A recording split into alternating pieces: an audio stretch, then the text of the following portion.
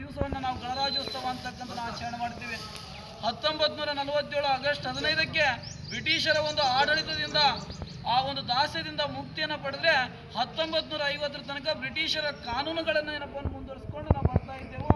ಆ ಸಂದರ್ಭದಲ್ಲಿ ಭಾರತಕ್ಕೆ ಒಂದು ಮಾರ್ಗಸೂಚಿಯನ್ನು ನೀಡುವಂತಹದ್ದು ಒಂದು ಕೈಪಿಡಿಯನ್ನು ಬೇಕಾಗಿತ್ತು. ಆ ಸಂದರ್ಭದಲ್ಲಿ ಒಂದು ಕರಡು ಸಮಿತಿಗೆ ಏನಪ್ಪ ಅಂದ್ರೆ ಆ ಜವಾಬ್ದಾರಿಯನ್ನು ಕೊಡ್ತಾರೆ. ಆ ಕರಡು ಸಮಿತಿ ಏನಪ್ಪ ಅಂತ ಬಂದ್ರೆ ಹಲವಾರು ಪರ ವಿರೋಧಗಳ ಚರ್ಚೆಯ ನಡುವೆ ಕೂಡ ಭಾರತಕ್ಕೆ ಒಂದು ಅತ್ಯಂತ ವಿಶ್ವದ ಅತಿ ದೊಡ್ಡದಾದಂಥ ಪ್ರಜಾಪ್ರಭುತ್ವದ ರಾಷ್ಟ್ರವನ್ನಾಗಿ ಮಾಡುವುದರಲ್ಲಿ ಇವತ್ತು ಕರಡು ಸಮಿತಿಯ ಜವಾಬ್ದಾರಿಯನ್ನು ಇವತ್ತು ಸ್ಮರಿಸ್ಕೊಳ್ಬೇಕಾಗುತ್ತೆ. 1947ರಿಂದ 1950 ತನಕ ಈ ದೇಶದಲ್ಲಿ ಕೇವಲ ರಾಜಕೀಯವಾಗಿ ಏನಪ್ಪ ಸ್ವಾತಂತ್ರ್ಯವನ್ನು ಭಾರತ ಒಂದು ಸಾರ್ವಭೌಮತ್ವ ಪ್ರಜಾಸತ್ತಾತ್ಮಕ ಹಾಗೂ ಏನಂತ ಬಂದ್ರೆ ಸಮಾಜವಾದಿ ಜಾತ್ಯತೀತವಾದಿ ಗಣರಾಜ್ಯವನ್ನಾಗಿ ಏನಪ್ಪ ಇವತ್ತು ನಾವು ಅಂಗೀಕರಿಸಲಾಗುತ್ತೆ. ಈ ದೇಶದಲ್ಲಿ 1947ರ ಸಂದರ್ಭದಲ್ಲಿ ಸಂವಿಧಾನವನ್ನು ರಚಿಸಬೇಕಾದ್ರೆ ಹಲವಾರು ಏನಂತ ಬಂದ್ರೆ ಸವಾಲುಗಳಿರ್ತವೆ. ಸ್ವತಂತ್ರ ನಂತರ ಭಾರತದಲ್ಲಿ ಇವತ್ತು ವೈವಿಧ್ಯಮಯ ಹಂಚಿಕೆ ಆಗಿದೆ. ಇಡೀ ಭಾರತ ಇದೆಯಲ್ಲ, ಇಡೀ ವಿಶ್ವಕ್ಕೆ ಯಾವ ರೀತಿ ಏನಪ್ಪ ಭೌಗೋಳಿಕವಾಗಿ ಹಂಚಿಕೆ ಆಗಿದೆಯಲ್ಲ, 3 ಕಡೆ ಏನಂತ ಬಂದ್ರೆ ನೀರಿನಿಂದ, ಒಂದು ಕಡೆ ಹಿಮಾಲಯ ಪರ್ವತ, ಇಡೀ ಜಗತ್ತಿನಲ್ಲಿರುವಂತಹ ಭೌಗೋಳಿಕ ಲಕ್ಷಣಗಳು ಭಾರತದಲ್ಲಿ ಕಂಡು ಬರ್ತವೆ. ಇಲ್ಲಿ ವಿವಿಧ ಜಾತಿಗಳಿದಾವೆ, ವಿವಿಧ ಧರ್ಮಗಳಿದಾವೆ, ವಿವಿಧವಾದಂಥ ಭಾಷೆಗಳಿದಾವೆ, ವಿವಿಧ ಲಿಪಿಗಳಿದಾವೆ. ಹಾಗಾಗಿ ಎಲ್ಲರನ್ನ ಏನಪ್ಪ ಅಂತ ಒಂದು ಅನ್ಯಾಯಕ್ಕೆ ಒಳಗಾಗದೆ ಸಮಾನತೆಯಿಂದ ಏನಪ್ಪ ಅಂದ್ರೆ ಸಂವಿಧಾನವನ್ನು ರಚನೆ ಮಾಡುವಂಥ ಜವಾಬ್ದಾರಿ ಕರಡು ಸಮಿತಿಯನ್ನು ಒಪ್ಪಿಕೊಳ್ಳುತ್ತೆ. ಆ ಕರಡು ಸಮಿತಿಯಲ್ಲಿ 6 ಜನ ಸದಸ್ಯರಿರ್ತಾರೆ. ಒಬ್ಬರು ಏನಪ್ಪ ಅಧ್ಯಕ್ಷರು ಒಳಗೊಂಡಂತೆ 7 ಜನರ ಏನಪ್ಪ ಅಂದ್ರದಿಂದ ಕೂಡಿದಂಥ ಒಂದು ಕರಡು ಸಮಿತಿಗೆ ಕೊಟ್ಟಂಥ ಜವಾಬ್ದಾರಿಯನ್ನ ಅತ್ಯಂತ ಅಚ್ಚುಕಟ್ಟಾಗಿ ನಿಭಾಯಿಸುವಲ್ಲಿ ಸಫಲರಾಗ್ತಾರೆ. ಈ ಒಂದು ಇವತ್ತಿನ ದಿವಸ ಇವತ್ತು ಭಾರತ ಸಂವಿಧಾನ ಇದೆ. ಇವತ್ತು ಸರ್ಕಾರಿ ಹುದ್ದೆಗಳಿದ್ದಾವೆ, ಇವತ್ತು ರಾಷ್ಟ್ರಪತಿಗಳಿದ್ದಾವೆ, ಶಾಸಕಾಂಗ ಇದೆ, ಇವತ್ತು ರಾಜ್ಯ ಸರ್ಕಾರಗಳಿದ್ದಾವೆ, ಕೇಂದ್ರ ಸರ್ಕಾರಗಳಿದ್ದಾವೆ, ಸ್ಥಳೀಯ ಸರ್ಕಾರಗಳಿದ್ದಾವೆ ಅಂತ ಬಂದ್ರೆ ಇವತ್ತು ನಾವಿಲ್ಲಿ ಕಾರ್ಯನಿರ್ವಹಿಸ್ತಾ ಇದ್ದೀವಿ ಅಂತ ಬಂದ್ರೆ ಇವತ್ತು ಏನಪ್ಪ ಸಂವಿಧಾನದ ಮೂಲಕ ಇವತ್ತು ಕಾರ್ಯವನ್ನು ನಿರ್ವಹಿಸ್ತಾ ಇದ್ದೀವಿ. ಇವತ್ತು 2026 ಗಣರಾಜ್ಯೋತ್ಸವದ ಒಂದು ಧ್ಯೇಯವಾಕ್ಯ ಒಂದೇ ಮಾತರಂ ಅಂತಕ್ಕಂಥ ಗೀತೆ ಇವತ್ತು ಭಾರತದ ದೇವಿಯ, ಭಾರತ ಮಾತೆಯ ದೈವಿ ಸ್ವರೂಪವನ್ನು ವರ್ಣಿಸುವಂತ ಒಂದೇ ಮಾತರಂ ಗೀತೆ 1875ರಲ್ಲಿ ಬಂಕಿಮ್ ಚಂದ್ರ ಚಟರ್ಜಿಯನ್ನು ಬರೆದಿದ್ದು ಇವತ್ತಿಗೆ 150 ವರ್ಷವನ್ನು ಪೂರ್ಣಗೊಂಡಿದೆ. ಕೇವಲ ಒಂದೇ ಮಾತರಂ ಗೀತೆಯಾಗಿ ಉಳಿದಿಲ್ಲ, ಭವ್ಯ ಭಾರತ ನಿರ್ಮಾಣ ಮಾಡೋದ್ರಲ್ಲಿ ಆ ಗೀತೆ ಏನಪ್ಪ ಅಂದ್ರೆ ಪ್ರಮುಖ ಪಾತ್ರ ವಹಿಸಿದೆ. ಭಾರತದ ಒಂದು ಆತ್ಮವಾಗಿದೆ ಒಂದೇ ಮಾತರಂ ಗೀತೆ. ಸ್ವದೇಶಿ ಚಳವಳಿ ಭಾರತವನ್ನು ಒಂದುಗೂಡಿಸೋದಕ್ಕೆ ಒಂದೇ ಮಾತರಂ ಗೀತೆಯನ್ನು ಇವತ್ತು ಸ್ಮರಿಸ್ತಾ ಇದ್ದಾರೆ. ಅದೇ ರೀತಿ ಭಾರತ ಇವತ್ತು 1950ರಲ್ಲಿ ಸಂವಿಧಾನ ಜಾರಿಗೆ ಬಂದಂಥ ಸಂದರ್ಭದಲ್ಲಿ ಭಾರತ ಇವತ್ತು ಶೈಕ್ಷಣಿಕ ರಂಗದಲ್ಲಿ ಆಗಲಿ ಅಥವಾ ರಕ್ಷಣಾ ರಂಗದಲ್ಲಿ ಆಗಲಿ ವಿಜ್ಞಾನ ತಂತ್ರಜ್ಞಾನದಲ್ಲಿ ಇಡೀ ವಿಶ್ವವನ್ನು ಬೆರಗುವಂತೆ ಮಾಡ್ತಾ ಇದೆ. ಅದಕ್ಕೆ ಹೇಳ್ತಾ ಇದ್ದೀನಿ, ಭಾರತದಲ್ಲಿ ಇವತ್ತು ಕುರಿ ಕಾಯುವಂಥ ವ್ಯಕ್ತಿನೂ ಕೂಡ ಏನಪ್ಪ ಇವತ್ತು ಮುಖ್ಯಮಂತ್ರಿ ಆಗ್ಬೋದು, ಇವತ್ತು ಚಹಾ ಮಾರುವಂಥ ವ್ಯಕ್ತಿ ಈ ದೇಶದ ಪ್ರಧಾನಮಂತ್ರಿಗಳಾಗ್ಬೋದು, ಇವತ್ತು ಏನಪ್ಪ ಪೇಪರ್ ಮಾರುವಂಥ ವ್ಯಕ್ತಿ ಈ ದೇಶದ ರಾಷ್ಟ್ರಪತಿ ಆಗ್ಬೋದು. ಇವತ್ತು ಸಾಮಾನ್ಯ ಒಬ್ಬ ಪ್ರಜೆನೂ ಕೂಡ ಮೊದಲ ಸಂವಿಧಾನ ಬರೋಕ್ಕಿಂತ ಮುಂಚೆ ಏನಿತ್ತು ಅಂತ ಬಂದ್ರೆ ಒಬ್ಬ ಏನಪ್ಪ ಚಪ್ಪಲಿ ಹೊಲಿಯುವಂಥ ವ್ಯಕ್ತಿ ಏನಪ್ಪ ಅಂತ ಬಂದ್ರೆ ಆತನ ಮಗ ನನ್ನ ಮೂಲ ಕಸಬನ್ನು ಮುಂದುವರಿಸಿದ್ರೆ ಸಾಕು ಅಂತಕ್ಕಂಥ ಆಶಾಭಾವನೆ ಇಡ್ತಾ ಇದ್ದ.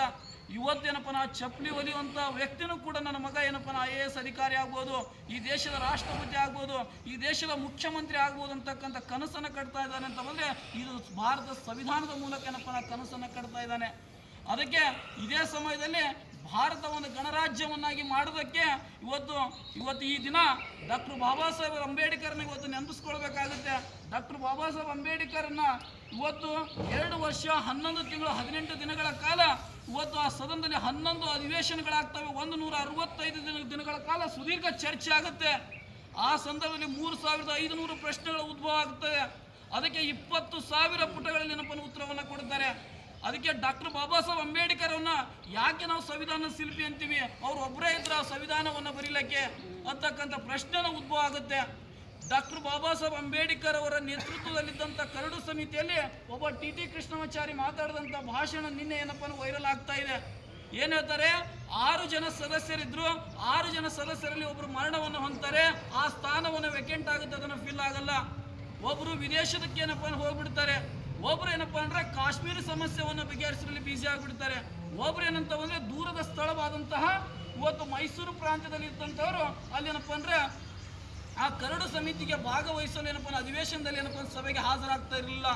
ಆದರೆ ಅಂಥ ಸಂದಿಗ್ಧ ಸಂದರ್ಭದಲ್ಲಿಯೂ ಕೂಡ ಕರಡು ಸಮಿತಿಗೆ ಕೊಟ್ಟಂತ ಜವಾಬ್ದಾರಿಯನ್ನ ಪ್ರಾಮಾಣಿಕವಾಗಿ ಪರಿಣಾಮಕಾರಿಯಾಗಿ ಯಾರಿಗೂ ಕೂಡ ಅನ್ಯಾಯವಾಗದಂತೆ ಕರಡು ಸಮಿತಿಗೆ ನೀಡಿದಂತ ಜವಾಬ್ದಾರಿಯನ್ನ ಪೂರ್ಣಗೊಳಿಸುವಲ್ಲಿ ಸಫಲರಾದ he is a maker of the Indian constitution ಹೇಳ್ತಾರೆ. ಅದಕ್ಕೆ ಡಾಕ್ಟರ್ ಬಾಬಾ ಸಾಹೇಬ್ ಅಂಬೇಡ್ಕರ್ ಅವರ ಏನಪ್ಪಾ ಅಂತ ಸಂವಿಧಾನದ ಶಿಲ್ಪಿ ಅಂತಕ್ಕಂಥ ಈ ಸಮಯದಲ್ಲಿ ನೆನೆಸ್ಕೋತೀವಿ. ಅದೇ ರೀತಿ ಇವತ್ತು ಸರ್ಕಾರದ ಹಂತದಲ್ಲಿ ಇವತ್ತು ಭಾರತದಲ್ಲಿ ಏನಂತ ಬಂದ್ರೆ ಇವತ್ತು ನಾಲ್ಕನೇ ಏನಪ್ಪಾ ಅಂತ ಬಂದ್ರೆ ಅತಿ ದೊಡ್ಡ ಆರ್ಥಿಕ ರಾಷ್ಟ್ರವನ್ನಾಗಿ ಹೊರಹೊಮ್ತಾ ಇದೆ. ಭಾರತ ಆರ್ಥಿಕ ಕ್ಷೇತ್ರದಲ್ಲಿ, ಸಾಮಾಜಿಕ ಕ್ಷೇತ್ರದಲ್ಲಿ, ಜಾಗತಿಕ ಮಟ್ಟದಲ್ಲಿ ಏನೇ ದೇಶದ ಸಂದಿಗ್ಧ ಸಂದರ್ಭ ಉಂಟಾದಂಥ ಸಂದರ್ಭದಲ್ಲಿ ಭಾರತವನ್ನು ರಕ್ಷಣೆ ಮಾಡೋಕ್ಕೆ ಸಂವಿಧಾನ ರಕ್ಷಣೆ ಮಾಡುತ್ತೆ. ಆದರೆ ಭಾರತ ಇವತ್ತು ಏನು ಆಪರೇಷನ್ ಸಿಂಧೂರ್ ಅಂತಕ್ಕಂಥ ಒಂದು ಕಾರ್ಯಾಚರಣೆ ಈ ವರ್ಷ ನೋಡ್ತೀವಿ. ರಕ್ಷಣೆಯಲ್ಲಿ ಆತ್ಮನಿರ್ಭರತೆ ಇವತ್ತು ರಕ್ಷಣೆ ಮತ್ತು ತಂತ್ರಜ್ಞಾನದಲ್ಲಿ ಭಾರತ ದಿನದಿಂದ ದಿನಕ್ಕೆ ಏನಾಗ್ತಾ ಇದೆ ಅಂತ ಬಂದರೆ ಬೆಳವಣಿಗೆನ ಹೊಂದ್ತಾ ಇದೆ. ಕೇವಲ ಭಾರತೀಯರು ಭಾರತಕ್ಕೆ ಮಾತ್ರ ಸೀಮಿತವಾಗದೆ ವಿದೇಶ ಮಟ್ಟದಲ್ಲಿ ವಿಶ್ವಸಂಸ್ಥೆಯಲ್ಲಿ ಭಾರತ ಏನಪ್ಪ ನಾಯಕರಾಗಿ ಏನಪ್ಪ ಹೊರಹೊಮ್ತಾ ಇದೆ. ಅದಕ್ಕೆ ಮೂಲ ಕಾರಣ ಅಂತ ಬಂದರೆ ಭಾರತದಲ್ಲಿದ್ದಂತಹ ಪ್ರಜಾಪ್ರಭುತ್ವದ ಏನಪ್ಪ ಅಂದ್ರೆ ಸಿದ್ಧಾಂತಗಳು ಏನಪ್ಪ ಅಂದ್ರೆ ನೆಲೆ ಊರಿದಾವೆ. ಇವತ್ತು ಸಂವಿಧಾನವನ್ನು ರಕ್ಷಣೆ ಮಾಡಿದ್ರೆ ಸಂವಿಧಾನ ನಮ್ಮನ್ನು ರಕ್ಷಣೆ ಮಾಡುತ್ತೆ ಅಂತಕ್ಕಂಥ ನಾವು ಹೇಳ್ತೀವಿ. 2047 ವಿಕಸಿತ ಭಾರತಕ್ಕೆ ಸ್ವಾತಂತ್ರ್ಯ ಬಂದು 100 ವರ್ಷವನ್ನು ಪೂರೈಸ್ತಾ ಇದೆ. ಭಾರತ ಏನಾಗಬೇಕು ಅಂತ ಬಂದ್ರೆ ಅಭಿವೃದ್ಧಿ ಹೊಂದಿದ ರಾಷ್ಟ್ರವನ್ನಾಗಿ ಏನಪ್ಪ ಅಂದ್ರೆ ರೂಪುಗೊಳ್ಳಬೇಕಂತಕ್ಕಂಥ ಕನಸನ್ನ ಕಟ್ಕೊಂಡಿದ್ದೀವಿ. ಅದರಲ್ಲಿ 4 ಆಧಾರ ಸ್ತಂಭಗಳಿದಾವೆ: ಯುವ ಶಕ್ತಿ, ಅದೇ ರೀತಿಯ ಅನ್ನದಾತರ ಕಲ್ಯಾಣ, ಬಡ ವರ್ಗಗಳು, ಮಧ್ಯಾಹ್ನ ಮಹಿಳಾ ಸಬಲೀಕರಣವು ಕೂಡ ಏನಪ್ಪಾ ಅಂದ್ರೆ ಸ್ವಾವಲಂಬನೆ ಮಾಡಿದ್ರೆ ಭಾರತ ಸ್ವಾವಲಂಬನೆ ಆಗುತ್ತೆ. ಇಷ್ಟೆಲ್ಲವೂ ಕೂಡ ದೇಶವನ್ನು ಮುನ್ನಡೆಸ್ತಾ ಇದೆ, ಪ್ರಗತಿಯನ್ನ ಸಾಧಿಸ್ತಾ ಇದೆ. ಅದಕ್ಕೇನಪ್ಪಾ ಅಂದ್ರೆ ಇಲ್ಲಿರುವಂತ ಪ್ರತಿಯೊಬ್ಬ ಪ್ರಜೆಯನ್ನು ಕೂಡ ಏನಪ್ಪಾ ಅನ್ನೋದಕ್ಕೆ ಕಾರಣರಾಗ್ತಾರೆ. ಅದರಲ್ಲಿ ಕೂಡ ಇವತ್ತು ಸರ್ಕಾರಿ ಸಿಬ್ಬಂದಿಗಳು, ಅಧಿಕಾರಿಗಳಿವೆ. ಆದ್ರೆ ಕರ್ನಾಟಕದಲ್ಲಿ 3 ಕೋಟಿ ಜನಸಂಖ್ಯೆ ಇರುವಂತ ಸಂದರ್ಭದಲ್ಲಿ 7,23,000 ಹುದ್ದೆಗಳು ಕರ್ನಾಟಕದಲ್ಲಿ ಏನಪ್ಪ ಸರ್ಕಾರಿ ಹುದ್ದೆಗಳು ಮಂಜೂರಾತಿಯಾಗಿದ್ದು. ಆದರೆ ಇವತ್ತು 7 ಕೋಟಿ ಜನಸಂಖ್ಯೆ ಇದ್ರೂ ಕೂಡ ಅಷ್ಟೇ ಹುದ್ದೆಗಳು ಮಂಜೂರಾತಿಯಾಗಿದ್ದಾವೆ. ಆದರೆ ಜನಸಂಖ್ಯೆ ಅನುಗುಣವಾಗಿ ಹೊಸದಾದಂಥ ತಾಲೂಕುಗಳು, ಜಿಲ್ಲಾ ಕೇಂದ್ರಗಳನ್ನಪ್ಪ ಸೃಷ್ಟಿ ಮಾಡಿದೆ ಸರ್ಕಾರ. ಆದರೆ ಹುದ್ದೆಗಳನ್ನ ಏನಪ್ಪ ಸೃಷ್ಟಿ ಮಾಡಿಲ್ಲ. ಅದರಲ್ಲಿ 7,23,000 ಕರ್ನಾಟಕದಲ್ಲಿರುವಂಥ ಸರ್ಕಾರಿ ಹುದ್ದೆಗಳ ಪೈಕಿ 4,95,000 ಹುದ್ದೆಗಳು ಮಾತ್ರ ಕಾರ್ಯನಿರತರಾಗಿದ್ದಾರೆ. ಇನ್ನುಳಿದಂಥ 2,76,000 ಹುದ್ದೆಗಳು ಇನ್ನೂ ಖಾಲಿ ಇದ್ದಾವೆ. ಪ್ರತಿಶತ 26% ಹುದ್ದೆಗಳು ಖಾಲಿ ಇದ್ರೂ ಸಹ ಮೂಲ ಕಾರ್ಯದೊಂದಿಗೆ ಕಾರ್ಯ ಹೊಂದಾಣಿಕೆ ಮೇರೆಗೆ, ನಿಯೋಜನೆ ಮೇರೆಗೆ ಸರ್ಕಾರದ ಆಡಳಿತ ಯಂತ್ರವನ್ನ ಪಾರದರ್ಶಕತೆಯನ್ನು ಮುನ್ನಡೆಸುವಲ್ಲಿ ನೌಕರರ ಪಾತ್ರ ಅತಿ ದೊಡ್ಡದಿದೆ. ರಾಜ್ಯದಲ್ಲಿ ವರ್ಷದಿಂದ ವರ್ಷಕ್ಕೆ ಏನಪ್ಪ ಬಜೆಟ್ ಗಾತ್ರ ಹೆಚ್ಚಾಗ್ತಾ ಇದೆ. ಆ ಬಜೆಟ್ ಗಾತ್ರ ಹೆಚ್ಚಾದಂತ ಅದಕ್ಕೆ ಪೂರಕವಾಗಿ ಕೆಲಸದ ಒತ್ತಡ ಹೆಚ್ಚಾಗ್ತಾ ಇದೆ. ಅದನ್ನ ಏನಪ್ಪಾ ಅಂದ್ರೆ ಅತ್ಯಂತ ಪ್ರಾಮಾಣಿಕವಾಗಿ ಮತ್ತು ಸಮಯಕ್ಕೆ ವಿಳಂಬವಿಲ್ಲದಂತೆ ಕೆಲಸವನ್ನ ಮಾಡ್ತಾ ಇದ್ದಾರೆ. ಅದರ ಜೊತೆಗೆ ಸರ್ಕಾರದಲ್ಲಿ ಆಯಾ ಕಾಲಘಟ್ಟದಲ್ಲಿ ಜನರ ಕಲ್ಯಾಣಗೋಸ್ಕರವಾಗಿ, ಜನಸಾಮಾನ್ಯರ ಕಲ್ಯಾಣಗೋಸ್ಕರವಾಗಿ ಹೊಸದಾದಂಥ ಯೋಜನೆಗಳನ್ನ ರೂಪಿಸ್ತಾ ಇದೆ ರಾಜ್ಯ ಸರ್ಕಾರ. ಅದಕ್ಕೇನಪ್ಪ ಅಂದ್ರೆ ಅದರ ಪೂರಕವಾಗಿ ಏನಪ್ಪಾ ಅಂದ್ರೆ ಮೂಲ ಕೆಲಸದ ಜೊತೆಗೆ ಆ ಯೋಜನೆಗಳನ್ನ ಜನಸಾಮಾನ್ಯರಿಗೆ ಮುಟ್ಟುವಂತೆ ಕಾರ್ಯವನ್ನು ಮಾಡುವುದು ನೌಕರರು. ಆ ನೌಕರರು ಏನಪ್ಪಾ ಅಂದ್ರೆ ಕಾರ್ಯದ ಒತ್ತಡ ಕೂಡ ಹೆಚ್ಚಾಗ್ತಾ ಇದೆ. ಕೇವಲ ರಾಜ್ಯ ಸರ್ಕಾರಕ್ಕೆ ಸೀಮಿತವಲ್ಲ, ಕೇಂದ್ರ ಸರ್ಕಾರದಲ್ಲಿ ಇವತ್ತು ರಾಷ್ಟ್ರವ್ಯಾಪಿ ಯೋಜನೆಗಳನ್ನು ಜಾರಿಗೆ ತಂದಂಥ ಸಂದರ್ಭದಲ್ಲಿ ನೌಕರರು ಏನಪ್ಪ ಅನ್ನೋದ್ರಲ್ಲಿ ಭಾಗಿಯಾಗ್ತಾರೆ. ರಾಜ್ಯ ಸರ್ಕಾರ ನಿರ್ದೇಶನ ನೀಡುವಂತಹ ಪ್ರತಿಯೊಂದು ಕಾರ್ಯವನ್ನ ಚಾಚು ತಪ್ಪದೆ ಏನಪ್ಪ ಅಂದ್ರೆ ಕಾರ್ಯವನ್ನು ಮಾಡ್ತಾ ಇದ್ದಾರೆ ನೌಕರರು. ಇವತ್ತು ಮತದಾರರ ಪರಿಷ್ಕರಣೆ ಆಗಿರ್ಬೋದು, ಜಾತಿ ಜನಗಣತಿ ಆಗಿರ್ಬೋದು, ಜಾತಿ ಸಮೀಕ್ಷೆಗಳಾಗಿರ್ಬೋದು, ಅದೇ ರೀತಿ ದತ್ತಾಂಶದವನ್ನ ಸಂಗ್ರಹ ಮಾಡೋದ್ರಲ್ಲಿ ಆಗಿರ್ಬೋದು, ಇದೆಲ್ಲವೂ ಕೂಡ ಏನಪ್ಪಾ ಅಂದ್ರೆ ಯಶಸ್ಸನ್ನು ಮಾಡ್ತಾ ಇದ್ದಾರೆ, ಯಶಸ್ಸನ್ನು ರೂಪಿಸ್ತಾ ಇದ್ದಾರೆ. ಅದೇ ರೀತಿ ಸಂಸತ್ ಚುನಾವಣೆಗಳು ಮತ್ತು ಲೋಕಸಭೆ, ವಿಧಾನಸಭೆ, ಮುನ್ಸಿಪಾಲಿಟಿ ಚುನಾವಣೆಗಳು, ನಗರ ಸ್ಥಳೀಯ ಸಂಸ್ಥೆಗಳ ಚುನಾವಣೆಯನ್ನ ಯಶಸ್ವಿಗೊಳಿಸ್ತಾ ಇದ್ದಾರೆ. ಅದರಿಂದ ರಾಜ್ಯದಲ್ಲಿ ಏನಪ್ಪಾ ಅಂದ್ರೆ ದೇಶದಲ್ಲಿ ಕರ್ನಾಟಕ ಅಭಿವೃದ್ಧಿ ಪಥದಲ್ಲಿ ಏನಪ್ಪಾ ಸಾಗ್ತಾ ಇದೆ. ಯಾವ ರೀತಿ ಅಂತ ಬಂದ್ರೆ ಇವತ್ತು ಜನಸಂಖ್ಯೆಯ ನಿವ್ವಳ ಆದಾಯದಲ್ಲಿ GDPಯಲ್ಲಿ ಕರ್ನಾಟಕ ದೇಶದ ಅಗ್ರಸ್ಥಾನದಲ್ಲಿದೆ. ಅದೇ ರೀತಿ GDP ಅಂದ್ರೆ GST ತೆರಿಗೆ ಸಂಗ್ರಹದಲ್ಲಿ ಕರ್ನಾಟಕ 2ನೇ ಸ್ಥಾನದಲ್ಲಿದೆ. ಅದೇ ರೀತಿ ಮೂಲಭೂತ ಸೌಕರ್ಯಗಳಲ್ಲಿ 2ನೇ ಸ್ಥಾನದಲ್ಲಿದೆ. ನೇರ ತೆರಿಗೆ ಸಂಗ್ರಹದಲ್ಲಿ 2ನೇ ಸ್ಥಾನದಲ್ಲಿದೆ. ಒಟ್ಟಾರೆ ರಾಜ್ಯಗಳ ಅಭಿವೃದ್ಧಿ ಪೈಕಿಯಲ್ಲಿ ಕರ್ನಾಟಕ 4ನೇ ಸ್ಥಾನದಲ್ಲಿದೆ. ಇದಕ್ಕೆ ಮೂಲ ಕಾರಣ ಯಾರು ಅಂತ ಸರ್ಕಾರಿ ನೌಕರರು. ಸರ್ಕಾರಿ ನೌಕರರನ್ನಪ್ಪ ಅಂದ್ರೆ ಇದೊಂದು ದುಡಿಯುವ ವರ್ಗವನ್ನ ಚೆನ್ನಾಗಿ ನೋಡ್ಕೊಳ್ಳೋದು ರಾಜ್ಯ ಸರ್ಕಾರದ ಆದ್ಯ ಕರ್ತವ್ಯ ಅಂತಕ್ಕಂಥದ್ದನ್ನ ಈ ಸಮಯದಲ್ಲಿ ಹೇಳಲು ಬಯಸ್ತೇನೆ. ಅದರ ಪೂರಕವಾಗಿ ರಾಜ್ಯ ಸರ್ಕಾರವು ಕೂಡ ನೌಕರರ ಯೋಗಕ್ಷೇಮವನ್ನು ಕಾಪಾಡುವ ಸಲುವಾಗಿ 26 ಆದೇಶಗಳನ್ನ ರಾಜ್ಯ ಸರ್ಕಾರ ಹೊರಡಿಸಿದೆ. ಕಾಲಘಟ್ಟಕ್ಕೆ ಏನಪ್ಪ ಅಂದ್ರೆ 7ನೇ ವೇತನ ಆಯೋಗ ಆಗಿರ್ಬೋದು, ಅದೇ ಪ್ರತಿ ತಿಂಗಳು 6 ತಿಂಗಳಿಗೊಮ್ಮೆ DA ಕೊಡೋದ್ರಲ್ಲಿ ಆಗಿರ್ಬೋದು, ಇನ್ನೂ ಕೂಡ ಏನಪ್ಪಾ ಅಂತ ಅಂದ್ರೆ ರಾಜ್ಯ ಸರ್ಕಾರದಲ್ಲಿ ಬೇಡಿಕೆಗಳಿದಾವೆ. ಯಾವ್ಯಾವ ಅಂತಂದ್ರೆ ನೂತನ ಪಿಂಚಣಿನ ನ್ಯೂ ಪೆನ್ಷನ್ ಸ್ಕೀಮ್ ಅನ್ನು ರದ್ದುಪಡಿಸಿ ಹಳೆಯ ಪಿಂಚಣಿಯನ್ನಂತ ಜಾರಿಗೆ ತರಬೇಕಂತ ಪ್ರಸ್ತಾವನೆ ಕೂಡ ಇದೆ. ಕೇಂದ್ರ ಮತ್ತು ರಾಜ್ಯಕ್ಕೆ ಸಮಾನ ವೇತನದ ಬಗ್ಗೆ ಪ್ರಸ್ತಾವನೆ ಇದೆ. ಅದೇ ರೀತಿ ಏನಂತಂದ್ರೆ C&R ರೂಲ್ ಅನ್ನು ಇವತ್ತೇನಂತ ಬಂದ್ರೆ ಚರ್ಚೆಯಲ್ಲಿದ್ದಾವೆ. ಅದನ್ನ ಸರ್ಕಾರ ಏನಪ್ಪಾ ಅಂತ ತೆಗೆದುಕೊಳ್ಳುತ್ತೆ. ಅದೇ ರೀತಿ ಏನಪ್ಪಾ ಅಂತ ಬಂದ್ರೆ ಸಮುದಾಯ ಆರೋಗ್ಯ ಕೇಂದ್ರದಲ್ಲಿ ತಡವಲಗದಲ್ಲಿ ನಾನು ಪದೇ ಹೇಳ್ತಾ ಇದ್ದೀನಿ, ಎಲ್ಲ ಏನಪ್ಪಾ ಅಧಿಕಾರಿ ಸಿಬ್ಬಂದಿಗಳ ಹತ್ರ ಯೂನಿಕ್ ಟ್ಯಾಲೆಂಟ್ ಇದೆ. ಅವ್ರದೇ ಆದಂತ ಒಂದು ಆತ್ಮ ಸ್ವಾಭಿಮಾನದಿಂದ ಏನಪ್ಪಾ ಕೆಲಸವನ್ನು ಮಾಡ್ತಿದ್ದಾರೆ. ಯಾವುದೇ ಕಾರಣಕ್ಕೂ ಯಾವುದೇ ಒಂದು ವಿಳಂಬಕ್ಕೆ ಅವಕಾಶ ಇಲ್ಲ. ಸೇವೆ ಕೊಡೋದ್ರಲ್ಲಿ ಪ್ರಾಮಾಣಿಕವಾಗಿ ಏನಪ್ಪಾ ಅಂದ್ರೆ ಸೇವೆಯನ್ನ ಕೊಡ್ತಾ ಇರ್ತಾರೆ. ಅದಕ್ಕೋಸ್ಕರವಾಗಿ ಭಾರತದಲ್ಲಿ ಏನಪ್ಪಾ ಸರ್ಕಾರದಲ್ಲಿ ಭಾರತ ಪ್ರಜಾಪ್ರಭುತ್ವವನ್ನ ತಳಮಟ್ಟದಲ್ಲಿ ಏನಪ್ಪಾ ಬಲಪಡಿಸುವಂತ ಜವಾಬ್ದಾರಿ ನಮ್ಮದು ಕೂಡ ಆಗಿದೆ. ಯಾಕಂತ ಬಂದ್ರೆ ನಾವು ಸರ್ಕಾರದ ಭಾಗಿಗಳಾಗಿದ್ದೀವಿ. ಅದಕ್ಕೋಸ್ಕರವಾಗಿ ಈಗಿರುವಂತಹ ಮುಖ್ಯ ಆಡಳಿತ ವೈದ್ಯಾಧಿಕಾರನ ಹೇಳಲು ಬಯಸ್ತಿದ್ದೀನಿ. ಯಾವ ರೀತಿ ಮರಕ್ಕೆ ಏನಪ್ಪಾ ಬೇರೆ ಎಷ್ಟು ಮುಖ್ಯನೋ ಮನುಷ್ಯರಿಗೆ ಕೂಡ ನಂಬಿಕೆನೂ ಕೂಡ ಅಷ್ಟು ಮುಖ್ಯವಾಗಿದೆ. ಅದಕ್ಕೋಸ್ಕರವಾಗಿ ಎಲ್ಲರನ್ನ ನಂಬಿಕೆಯಿಂದ ಏನಪ್ಪಾ ಜೊತೆಗೂಡಿ ಏನಪ್ಪಾ ತೆಗೆದುಕೊಂಡು ಹೋಗ್ತಾ ಇದ್ದಾರೆ. ಅದರಲ್ಲಿ ಕೂಡ ಹಿಂದೆ ಇದ್ದಂತ ಪದೇ 2 ರಿಂದ 3 ಸಲ ಏನಪ್ಪಾ ಪ್ರಸ್ತಾಪ ಮಾಡಿದ್ದೀನಿ.